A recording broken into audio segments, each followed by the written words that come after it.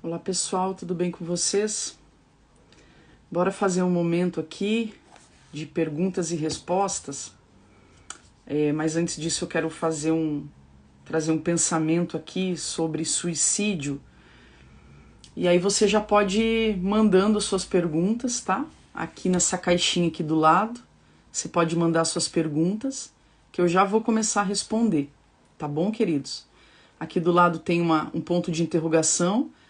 Você pode mandar suas perguntas ali, que eu já vou começar a responder do lado de cá, tá bom? Vou fazer um momento aqui, acabei de encerrar uma live com a Ju ali no Deep College, onde a gente estava falando sobre suicídio, e a gente trouxe algumas coisas muito importantes sobre esse tempo, né? Que a gente está vivendo agora em setembro amarelo, sobre o mês de combate e prevenção ao suicídio também, e a gente fez uma live sobre suicídio. Mas se já tiver pergunta, eu já vou direto para as perguntas aqui e faço o devocional no final do vídeo. Falo a respeito disso no final do vídeo. Já tem pergunta aqui, ó. Então eu já vou começar a responder, tá bom? Você pode ir mandando a perguntinha aqui do lado. Vamos ver aqui. Tem uma aqui já. Como fazer com as recaídas? Ok, como fazer com as recaídas? Não vai aparecer as perguntas aqui, porque eu tô com os selos aqui embaixo, né? Mas a pergunta é, como fazer com as recaídas? Como? Esse como, acho que ele não foi bem colocado aí, né? O que fazer com as recaídas, ou como não ter recaídas, eu acho que seria mais prudente, né? Agora eu não entendi como fazer com as recaídas. Ué, o que você faz quando você tem recaída? Você já acostumou com a culpa, filho. Você já se acostumou a conviver com um sentimento de culpa. Ok? Provavelmente o peso do pecado não dói mais, não gera mais desconforto. Se gera, e tomara que gere, tomara em nome de Jesus, já é um motivo, o desconforto, a falta de paz já é um motivo para você começar a dizer não para a bandeja que aparece oferecendo para você todo dia. Nós estávamos falando isso na live anterior. O pecado na minha vida, meu querido, nem na sua, ele não vai parar. Jamais. O pecado, ele é como uma sepultura. Ele quer sempre mais morte e mais morte. Ele não vai parar, ele não tem freio. Ele é imparável na sua vida, o pecado. Desde que você decida não dar mais espaço, não deixar mais ele circulando livremente na sua vida. Como que eu faço isso? Dizendo não, eu não vou ceder. Eu não vou ceder para você. Agora, só reprimir esse pecado ou esses pecados com a força do braço, com o esforço próprio, com se conter, funciona? Não. Não funciona.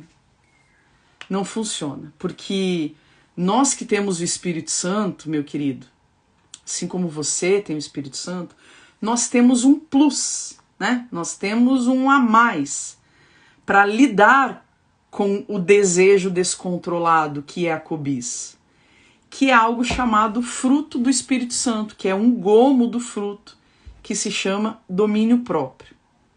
O domínio próprio não é o mesmo que reprimir, ok? Domínio próprio não é a mesma coisa que reprimir.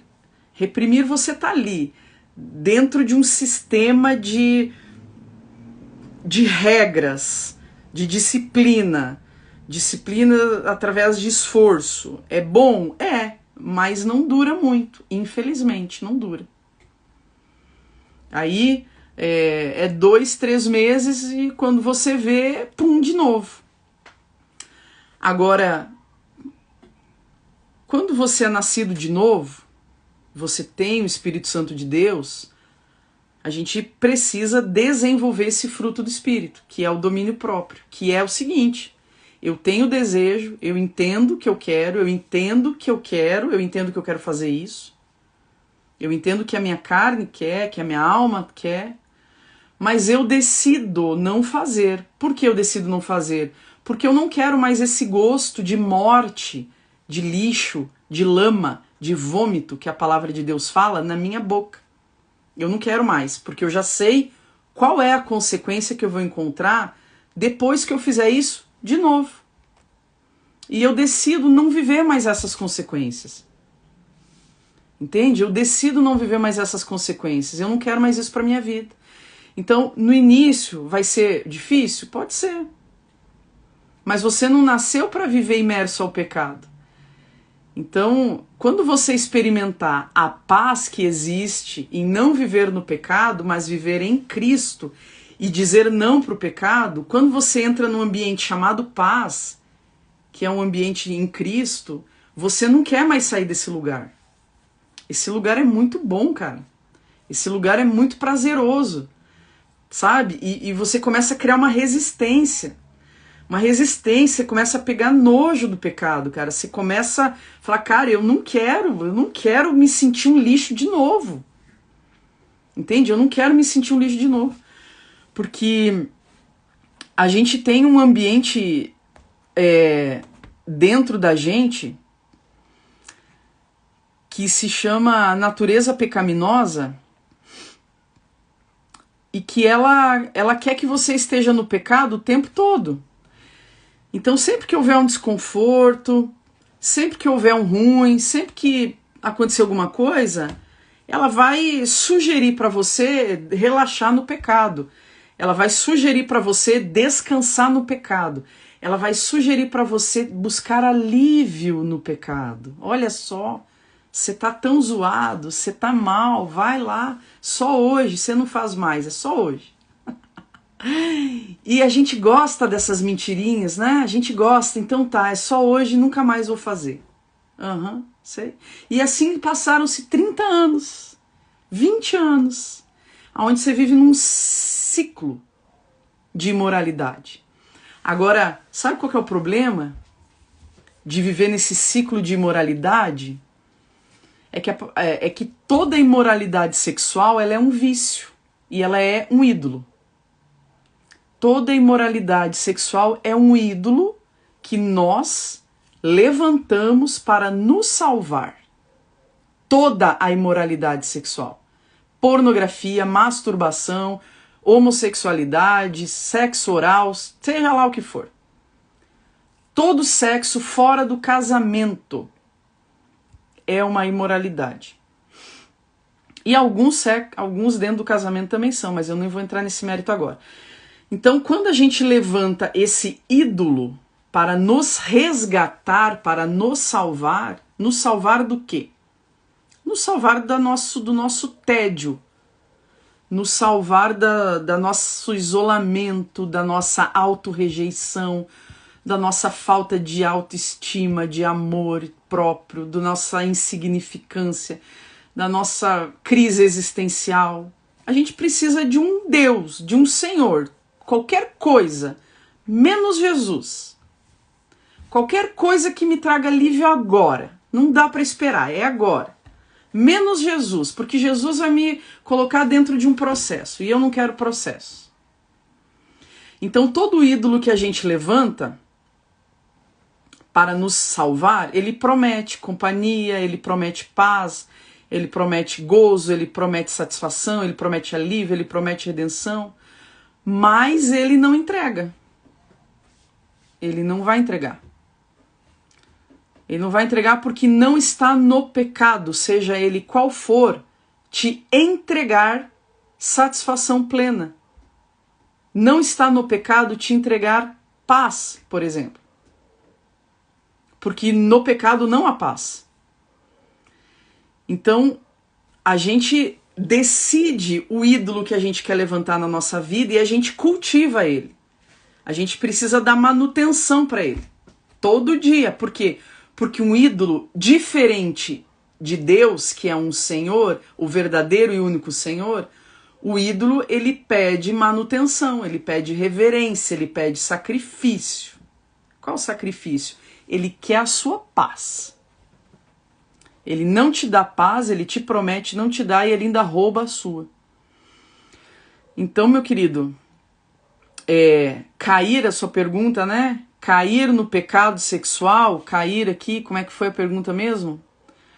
Já até me esqueci de tanto que eu falei já. Como fazer com as recaídas? Então a recaída, na verdade, ela está diante de você, tá tudo na mesa.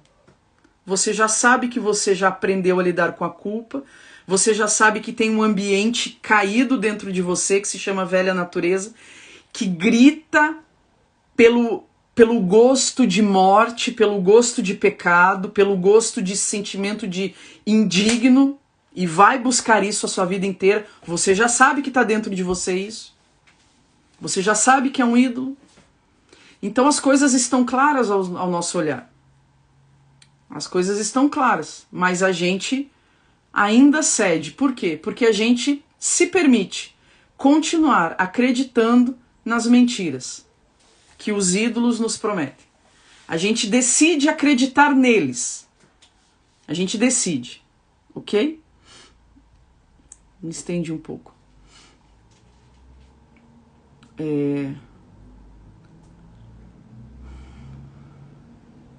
Como saber que aquela pessoa está com depressão? Como saber se uma pessoa está com depressão? Deve ser isso, né? Minha querida, olha, se você desconfia, você pode conversar com essa pessoa, mas você pode levar ela, em primeiro lugar, num profissional de saúde, né? Para que ele dê um diagnóstico. Porque muitas vezes a gente não consegue diagnosticar. Ok? Eu estive em depressão há uns 4 anos atrás, mais ou menos, 3 anos atrás, mais ou menos, e eu demorei para entender que eu estava em depressão. Então não é um negócio muito claro para uma pessoa te responder que ela está. Muitas vezes não é claro. Então busque uma ajuda profissional. Converse com essa pessoa para levar ela num psicólogo, num psiquiatra, para fazer um diagnóstico clínico, né? E não um autodiagnóstico. Eu acho que isso é importante, se você desconfia, né? É importante. Olha, se você tem pergunta, Valquíria, por exemplo, coloca aqui na caixinha do lado, tá? Porque eu não consigo ficar lendo os comentários, não. Ou eu leio as perguntas ou eu leio os comentários. Sair de um relacionamento homoafetivo, não quero mais voltar, mas sinto falta. Por quê? Por que você sente falta? Porque você está vivo, você tem memória, você cultivou um relacionamento. Por quanto tempo você não quer ter memória dele? Você não quer ter memória afetiva? Ué, cara, você pode ter vindo para Cristo, mas você não está em amnésia. Você não está em amnésia dissociativa de esquecer uma parte da sua vida. Isso não existe. Como resolver? O sentir falta, ele dá e passa. Você pode ter certeza disso. Sentir falta, dá e passa. Ok? Espera passar. Ou você volta para viver pelo sentir. A gente vive falando isso aqui. Até quando a gente vai ficar preso no viver por sentir? Eu sinto e eu faço, eu sinto e eu ajo, eu sinto e eu me afasto de Deus, eu sinto e volto para Deus, eu sinto e caio no pecado, eu sinto e vejo pornografia. Queridos, Deus nos convida para uma vida, assim, bem longe de ser movido pelo que eu sinto ou não sinto. Bem longe, bem longe. Que outra coisa? É um negócio chamado propósito. Ou você se relaciona por propósito com as pessoas, ou você se relaciona por um monte de tralha emocional. Carência, vício, imoralidade, porque sinto, porque... Então você precisa de um fundamento para suas relações. Um fundamento. Ou você se relaciona por dependência emocional, por manipulação, por sexo, por chantagem, ou você se relaciona por propósitos. Ok? Então isso também é uma decisão. Eu vou falar uma outra coisa para você aqui. Sentir, tá? Sentir é uma característica que nós deveríamos ter já passado e deveríamos estar vivendo dentro de uma outra fase. É mais ou menos assim. Mais ou menos umas 4 fases aqui existenciais. Não é esse o nome, mas é só para você entender. Na nossa imaturidade, na nossa infância, a primeira fase é sentir. A criança sente e chora porque ela quer, ela sente e grita porque ela quer, ela sente e se esparrama no chão do supermercado até ganhar o Kinder Ovo da mãe. É a criança. Ela sente que ela não quer tomar banho porque ela tá com preguiça. Ela sente que ela só quer comer batata frita. É o sentir. É uma pessoa imatura, criança, que vive movida pelo que eu sinto, pelo que eu sinto. A outra fasezinha que a gente já deveria estar nessa, com 20 anos de idade, 30 anos, 50 anos de idade, não sei quantos anos você tem, que você me fez essa pergunta, que é o que? É pensar. Eu não vivo, eu não ajo mais através do sentir. Eu penso antes de agir. Então eu penso, eu tô na fase do pensar. Então se eu vou viver pelo que eu sinto, mas o que vai acontecer depois que eu consumo o meu desejo? Então se eu faço só o que eu sinto, então quando eu não sinto vontade de tomar banho, quando eu não sinto vontade de honrar os meus pais, quando eu não sinto vontade de dizimar, então eu não faço nada? Então eu tô aqui na primeira fase ainda, na fase da imaturidade. Agora, se eu tô aqui no pensar, eu começo a refletir antes de agir. Então eu sei que eu sinto, mas eu não quero. Tá aqui, eu sinto, ok, mas e daí? Sentir? Não vou morrer por não viver o sentir? Não vou. Vou ter prejuízos? Eu tô na fase do pensar. Vou ter prejuízos se eu viver, se eu ceder ao sentir? Vou ter prejuízos. Ok, você quer arcar com as consequências? Quero, eu arco, então viva o sentir. Não, Juliana, eu não quero mais as consequências da minha vida a partir do que eu sinto. Então não faça. Eu não quero mais fazer porque eu não quero mais essas consequências. Aí tem o outro, que é um outro plano, é o planejar. Tô graúdo aqui. Tô mais amadurecido ainda. Já não vivo pelo sentir, penso sempre, mas eu também planejo. Eu não só penso apagando incêndio. Eu não penso só o hoje, eu já estou planejando desfrutar de uma outra sexualidade. Eu já estou me projetando dentro de um casamento, eu já estou projetando novos ambientes, estou projetando novas amizades, novos relacionamentos, novos desafios, um ministério, entende? É um outro negócio. E a última que é a ação, que é agir. Mas agir dentro de um sentir, de um pensar, de um planejar. Então vamos sair desse lugarzinho fixado, imaturo, infantilizado, chamado eu sinto. O que eu faço com eu sinto? Deixa ali. Se você não alimentar, ele vai sumir. Você pode ter certeza. Você não é mais apaixonado pela primeira pessoa que você foi apaixonado quando você tinha 12 anos. Por quê? Porque você deixou de sentir. Porque o sentimento dá e passa. Ele dá e passa. Pode demorar? Pode. Quanto mais você alimentar ele, mais ele vai gritar dentro de você. O que é alimentar ele? É você ficar circulando no Instagram dessa pessoa aí, que você terminou, mas fica lá todo dia no Instagram da pessoa fuçando nas coisas dela, lendo os comentários dela, vendo as fotos dela. O que você está fazendo? Você está alimentando a sua memória afetiva, que está viva ainda. E ela pode ir embora, e ela vai embora. Se você não alimentar, ela vai ir embora, querida. Ela vai. Ok? No final aqui da live, eu vou falar o nome do pessoal que está comprando os selos aqui e vou agradecer, tá bom?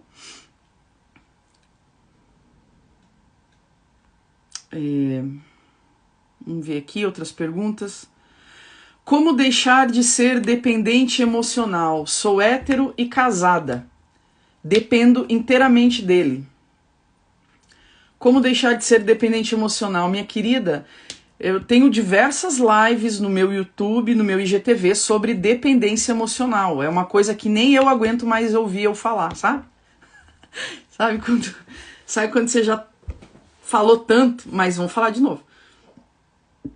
Dependência emocional, ele é um ídolo também, tá? Por quê um ídolo? Porque é alguém que você coloca no lugar de Deus para depender. Depender do quê? Do amor, do cuidado, da provisão, da proteção, do amparo, do afeto, da companhia, da nutrição. É o meu Deus. Olha só, o seu Deus é o seu marido. Ok? Então, primeira coisa, ore a Deus pedindo perdão porque você colocou uma criatura mazelada, faltosa, pecadora no lugar de Deus. Ok? Ore. Oi, Sara, boa noite. Não vê a hora da imersão presencial, né? Eu também. Imersão presencial em janeiro, Deep College. Comigo, com o Felipe do Vida Pura, com a Ju, com uma galera massa que vai estar lá conosco. Tá no link do meu perfil. Deep College, imersão presencial em sexualidade. Voltando ao dependência emocional. Primeira coisa, ore a Deus destituindo essa criatura terrena do lugar de Deus, porque esse não é o lugar dele, não é o lugar de ninguém, é o lugar de Jesus. E restitua o lugar de Jesus na sua vida, na centralidade da sua vida. Tá? Agora você precisa desenvolver também uma independência. Por quê? Porque a dependência emocional, ela é um vício de depender do outro, de depender de tudo do outro. Tudo o quê? Afeto, carinho, proteção, tudo. Isso que a gente já falou aqui. Então você precisa desenvolver a independência, porque a sua independência está atrofiada. Qual é a primeira independência que você precisa desenvolver? Não depender do amor do outro. Amor próprio, minha querida. O amor próprio é um antídoto para o dependente emocional. Quando você desenvolve um amor próprio, você começa a se bastar. Porque o dependente emocional, o medo dele não é ficar sem o outro, não é ficar sem o seu marido, que você está colocando aqui. Sabe? O problema do dependente emocional não é ficar sem o outro. O problema do dependente emocional é ficar sozinho. Porque quando ele fica sozinho, ele entra em contato com a pessoa que ele mais odeia no mundo. Ele. Ele entra em contato com a pessoa que ele menos gosta no mundo. Ele. Ele entra em contato com a pessoa que ele menos conhece no mundo. Ele. Então, é um motivo ou é uma grande oportunidade para você se amar, se conhecer e ter prazer na sua própria companhia. Então, quando você começa a desenvolver o amor próprio, ok? Você para de transferir o amor, o seu amor ao outro. Você vê que o seu amor, a sua valia, não está no outro, está em você. Então você começa a ter prazer na sua companhia, você começa a praticar coisas sozinha, a gostar de si mesma, sabe? Fora que um relacionamento de dependência emocional é um inferno, né?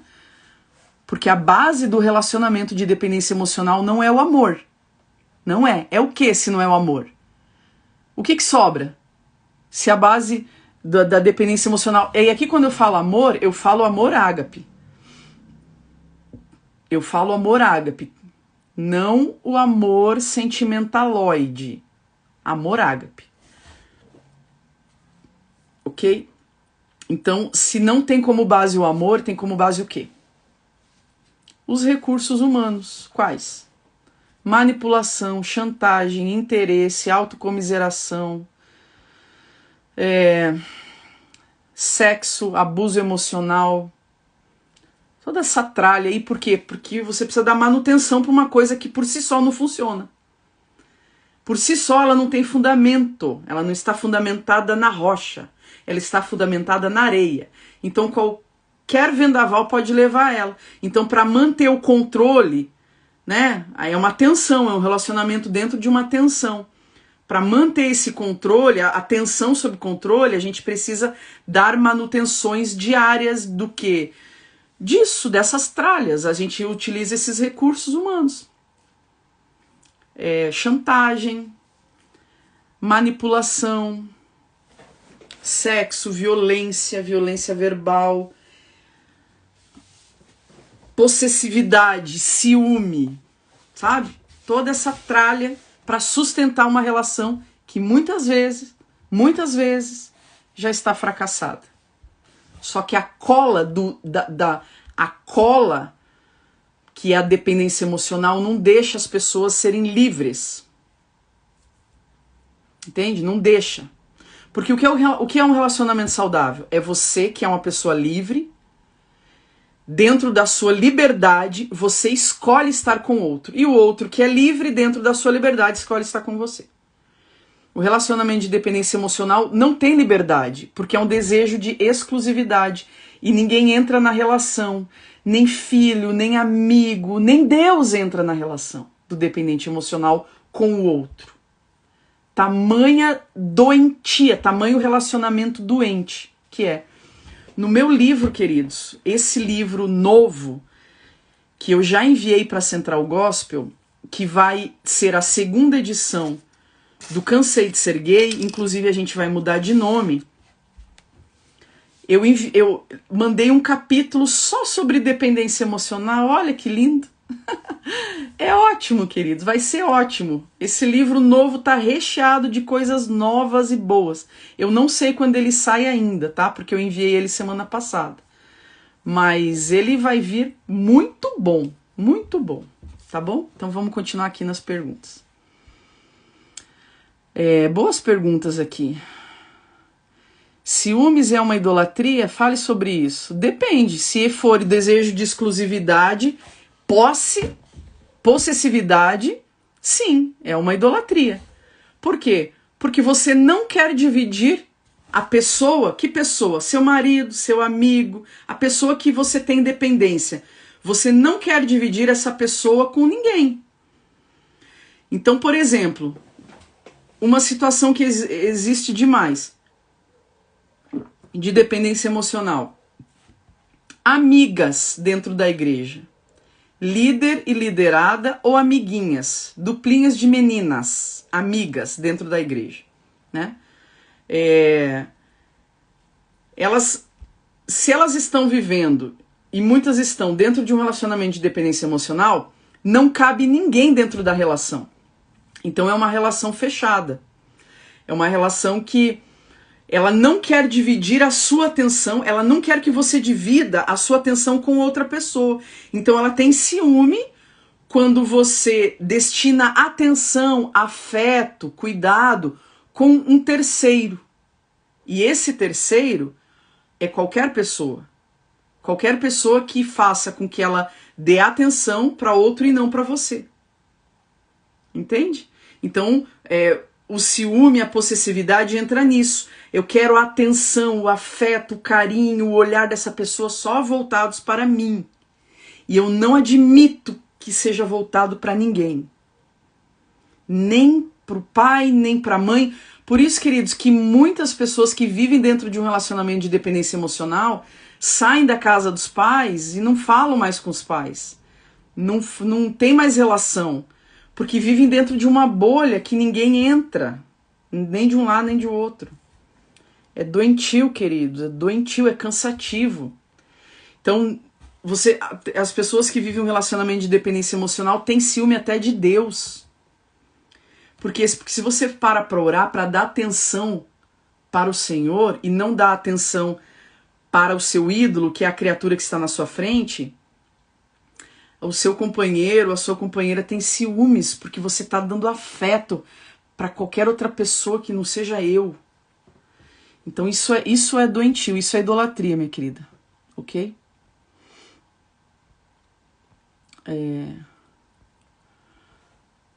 Como é o nome do teu livro? Eu não sei ainda. O livro novo, né? O livro é Cansei de Ser Gay. Cansei de Ser Gay. Mas o livro novo, eu não sei ainda como vai ser o nome. Se quiserem me mandar sugestões pelo direct, eu aceito, tá bom? Eu tenho alguns nomes na minha cabeça aqui, mas eu não sei ainda. Tá? Queridos, assistam às lives de dependência emocional, tá cheio de pergunta aqui. É verdade, não sinto nenhum amor por mim. Pois é, tá na hora de começar a nutrir. Ok? Oi, Ju, para evangelizar a pessoa, temos que falar do amor ágape? Sim, do amor ágape de Jesus. Exatamente. Porque o evangelismo, ele é no positivo. ele não é na condenação. O evangelismo é no amor ágape, no amor paciente, no amor sacrificial, no amor que não se ufana, no amor que não se ira, no amor que não busca os seus próprios interesses. Então, quando eu evangelizo no amor ágape, eu não tenho interesse de mudar o outro. Porque se eu estou me relacionando com o outro para mudar ele, não é o amor ágape, porque o amor ágape não busca os seus próprios interesses. Não é isso? Está lá em 1 Coríntios 13. O amor não busca os seus próprios interesses. Então, eu me relaciono com o outro não para consertar o outro. Eu me relaciono com o outro porque eu o amo. Eu sei que Deus o ama. Ok? E eu apresento para ele o amor de Jesus. E eu caminho com ele, e eu estou com ele nas dificuldades. E o que ele vive ou o que ele não vive não fará com que eu o rejeite, mesmo que eu não pense da mesma forma. Fará com que eu suporte a relação, até que Deus o conceda o arrependimento, está lá em 2 Timóteo, e ele aceite. Até que a bondade de Deus, que está lá em Romanos 4:2, a bondade de Deus dê a ele o arrependimento e ele aceite. Então eu começo a compreender essas coisas, eu começo a compreender que uma relação não é para eu mudar o outro. Não, é uma troca. Ok? Eu apresento Jesus, eu manifesto Jesus, eu amo com o amor de Jesus, porque, queridos, não há nada maior, não há arma mais potente nesse mundo do que o amor ágape de Cristo. O que destrona o pecado na vida de uma pessoa é o amor. Não é o nosso evangelismo condenatório. O nosso evangelismo condenatório joga a pessoa mais longe de Jesus. Porque ela entende que precisa se consertar antes de chegar a Cristo. E isso é uma mentira. Porque se a palavra de Deus nos diz que ele nos amou enquanto estávamos mortos em delitos e em pecados, quer dizer que ele não nos ama em perfeição. Ele nos ama estando mortos em delitos e em pecados. A gente precisa entender que é o encontro com Jesus que faz com que a gente tenha um encontro com a nossa própria pecaminosidade. É ele tendo um encontro com Jesus que ele vai ter um encontro com a perversidade dele mesmo. Quando a gente entender isso, a gente vai se esforçar bem menos para tentar converter ou consertar as pessoas. E a gente vai entender que não cabe a gente consertar ninguém. Ok? Então vamos lá. Claro que depende do outro querer. Exatamente. A salvação é individual, a restauração é individual. Se a pessoa não quer, o que você vai fazer? Você não tem como querer por ela, né? Como é que você quer pelo outro? Não existe isso. Vamos ver aqui. Mais uma pergunta, né? Ou mais duas? Boa noite. Iniciar um relacionamento com um não evangélico é pecado? Olha, eu, para te falar a verdade, eu não sei muito sobre isso, não. A Bíblia fala sobre julgo desigual. Agora, eu não vejo algo muito frutífero, não. Sabe? Pensa comigo. Você tá namorando um cara que não tem Jesus. Tá? Vamos pensar. Você tá namorando um cara que não tem Jesus. Quando você olha lá de cima, quando Deus olha lá de cima, ele vê dois tipos de pessoas. Ele vê os vivos, quer dizer, pessoas que aceitaram Cristo Jesus e tiveram seu espírito vivificado, estão vivas espiritualmente diante de Deus. Com estas pessoas, Deus se comunica. Deus se comunica com os vivos. Que vivos? Aqueles que têm o Espírito Santo. Que estão vivificados diante de Deus. Não estão mais mortos espirituais. Não são mortos espirituais. Mas tem um outro público, que são os mortos espirituais. Que são pessoas que, como nós, nasceram mortas. Todos nós nascemos mortos espiritualmente. Todos nós. Mas em algum momento da nossa vida, alguém compartilhou da vida, que é Cristo conosco, que nós fomos vivificados. Mas existem pessoas que ainda não são vivas diante de Deus. Se essas pessoas não são vivas, elas são o quê? São mortas, mortas espiritualmente. São mortos espirituais. Uma pessoa que tenha Cristo, você está dizendo que você, né, relacionamento com uma pessoa, um cara que não tenha Cristo. Você tem a Cristo. Se você tem a Cristo, você não é governada pelos seus desejos, você é governada pelo Espírito Santo de Deus, por propósitos e pelo Espírito Santo de Deus. Mas a outra pessoa, ela não tem o Espírito Santo, então ela é governada por o quê? Pela alma, pelos instintos, pelas vontades, pelos desejos, pelas emoções, pelo intelecto. Por tudo aquilo que está na alma. Até o momento de ela conhecer Cristo Jesus, ela é governada pela sua alma. Então pensa comigo, como é se relacionar com uma pessoa morta, espiritualmente? Glorifica a Deus? Né? Qual o fruto de uma relação com uma pessoa morta espiritualmente? Quais os frutos? Se a pessoa não é governada pelo Espírito Santo, ela é governada por ela mesma. É uma pessoa entregue a si mesma. Esse é uma pessoa morta espiritualmente, uma pessoa entregue a si mesma. Ok? Então, quando Deus tiver que falar com alguém dentro da relação, ele vai falar com quem? Deus não fala com mortos espirituais. Deus vai falar com você. Você tem a conexão com Deus, que é o Espírito Santo. Se alguém tiver que ceder na relação, vai ser quem? Vai ser você, porque você tem o entendimento, você tem o discernimento. O que está acontecendo aqui nos comentários, queridos? O que vocês estão viajando aqui?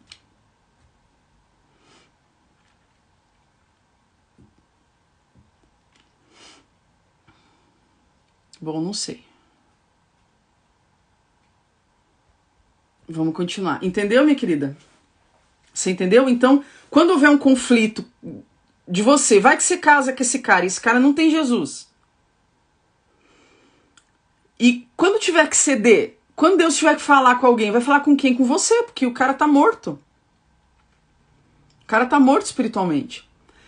Quando tiver que se consertar, quando você tiver que Deus tiver que exortar, vai ser sempre com você. Porque o cara tá morto diante de Deus. Então eu acho perigoso. Eu nem vou entrar nessa questão do jugo desigual, porque eu não entendo muita coisa.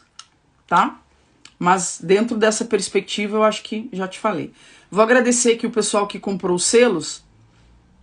E vou responder mais uma pergunta e vou encerrar. Tá bom? Agradecer a Marcela aqui. Marcela Gimenez, que comprou o selo. Obrigada, minha querida. É uma forma de ajudar o meu ministério, tá bom? Como superar os traumas? Tem uma moça aqui perguntando. Minha querida, existem traumas e existem traumas, né? Diferentes. Um trauma é uma emoção forte. Um trauma é algo que você viveu e que marcou a sua vida, ou uma emoção muito forte que você viveu e fixou na sua vida. Então, existem lugares marcados, fixados nas nossas vidas, que nós conseguimos sair em Deus, você e Deus. Sim, existem muitos lugares. Porque a palavra de Deus, ela é tão profunda que ela chega em lugares que homem nenhum chega, ser humano nenhum chega. A ponto de dividir alma, espírito, junta e medula. Ela chega em lugares enraizados, fixados de dor. Ok? Agora, Deus também nos deu recursos, né, para lidarmos, para que outras pessoas nos ajudem a sair de lugares fixados, de emoções fixadas, de dores e de traumas. Quem são essas pessoas? Psicólogos, terapeutas, psicanalistas, pastores, líderes, pessoas que para quem você possa dividir o seu coração, conversar, porque é bíblico que verbalizar traumas, dores, pecados nos traz cura. Então é bíblico, tá lá em Tiago, né? Confesse os seus pecados uns aos outros para que você seja curado. Deus estava falando a respeito dos traumas, de dores emocionais. Então, quando a gente fala, a gente processa, a gente relabora, a gente compreende situações que não compreendemos anteriormente. Então, falar, verbalizar, compartilhar com o outro, né? E por que aqui eu recomendo para que você procure um profissional da saúde? Eu não estou dizendo que um discipulado não é válido, ele é válido também, e muito, muito válido.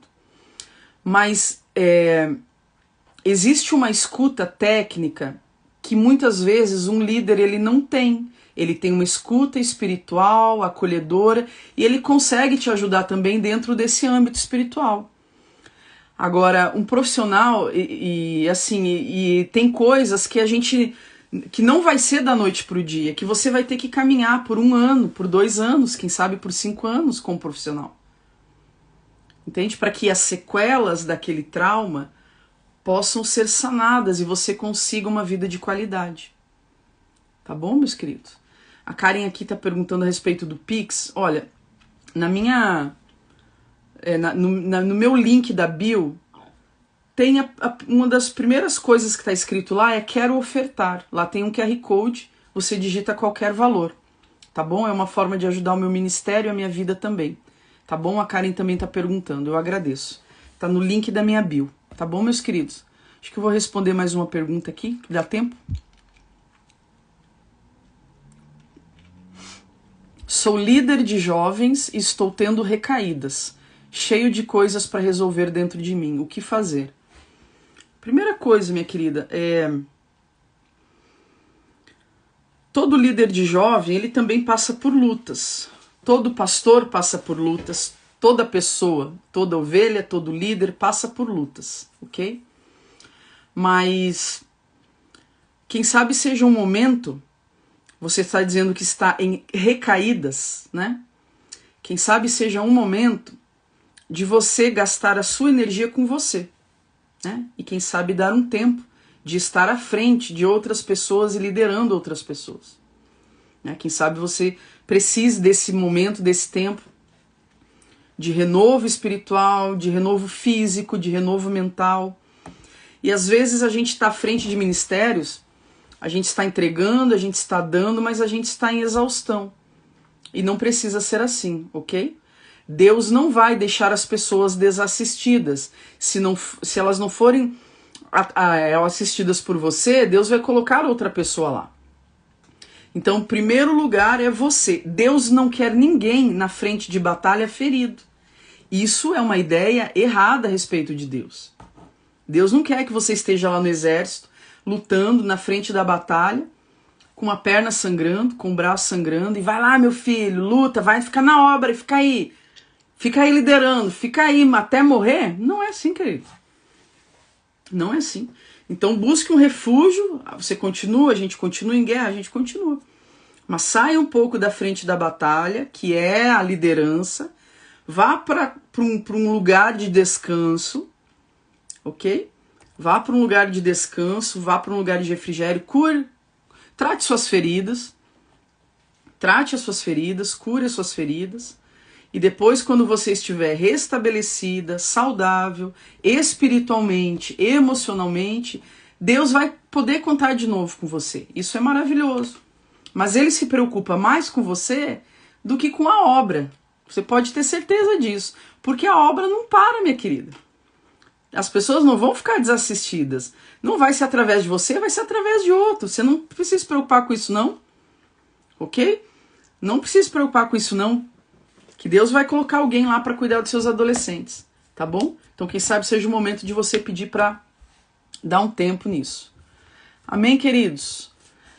Agradecer aqui o artesanato da Ana, que ajudou também a comprar os selos. Uma boa noite, vou deixar a live salvo. Queria dizer aqui para vocês que a gente vai ter um evento em janeiro, uma imersão presencial em sexualidade, de 13 a 16 de janeiro, Deep College, tá no link da minha bio também. Nós já estamos com 80% das vagas preenchidas, é um evento presencial comigo e com o Felipe do Deep College. e com outros amigos que vão estar nos ajudando. Nós já estamos com uma galera grande inscrita, nós já temos um grupo no Instagram, a Sara, no Instagram não, no Telegram, desculpa, a Sara que tá aqui, a Sara tá inscrita também, o Dinei que tá aqui tá inscrito também. E nós estamos fazendo mentoria com essa galera, até janeiro a gente vai fazer, tendo contato com eles. Vai ser um tempo transformador, um tempo de mudança lá, queridos. Então, dá tempo ainda de você se programar para estar conosco em São Paulo, no Vale da Bênção. O link está no meu perfil, entre lá. São 4 dias com hospedagem, roupa de cama, alimentação, programação, tudo incluso no pacote. É um valor acessível, ok? Um valor acessível. Nós temos pais inscritos, nós temos líderes inscritos, nós temos pastores inscritos e nós temos um pessoal que quer compreender melhor da sua sexualidade também inscrita. Então, nesses dias a gente vai estar falando só sobre sexualidade, os assuntos que vocês veem eu tratar, abordar aqui no meu perfil, o Felipe do Vida Pura também. Então entrem lá, façam a sua inscrição, dá para fazer parcelado. É um valor bom por 4 dias de toda uma programação, alimentação, roupa de cama. Então a gente escolheu um lugar central que é São Paulo, que a maioria dos voos cai em São Paulo. Fica 40 minutos de Congonhas, o Vale da Bênção. Dentro do grupo do Telegram a gente dá as diretrizes de qual o melhor aeroporto, qual a melhor rodoviária para você pegar. Então é isso, tá bom, meus queridos? Uma boa noite, Deus abençoe. Beijo, queridos. Tchau.